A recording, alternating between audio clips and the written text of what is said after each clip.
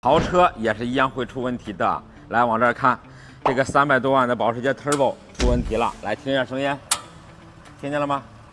嘎哒，嘎哒，移动方向，嘎哒，来，嘎哒。大家猜猜这是哪儿响了？一会儿呢，咱把车给升起来，举起来，把这一块给它拆下来，不用换任何东西，轻松解决问题。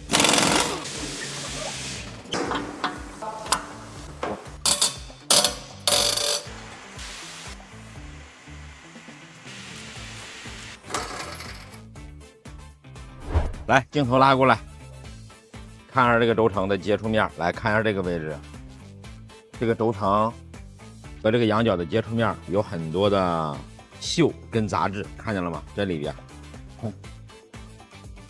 能看得见吧？包括这个轴承上边也有很多的脏东西，这个东西呢就会导致这个轴承和这个羊角接触的时候，它是力是不均匀的，就会导致这个车打方向的时候有嘎巴嘎巴的异响。一会儿呢，把这些接触的位置都给它清理干净，抹上这个润滑油，不让它再生锈，不让它再有脏的东西。一会儿呢，咱们装好了之后，然后再打方向，再试一下，看看这个响声还在不在。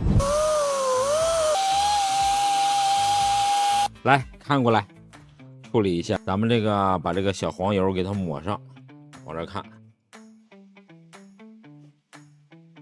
然后均匀的抹上就可以了，不用抹太多，抹到位，抹均匀就可以了。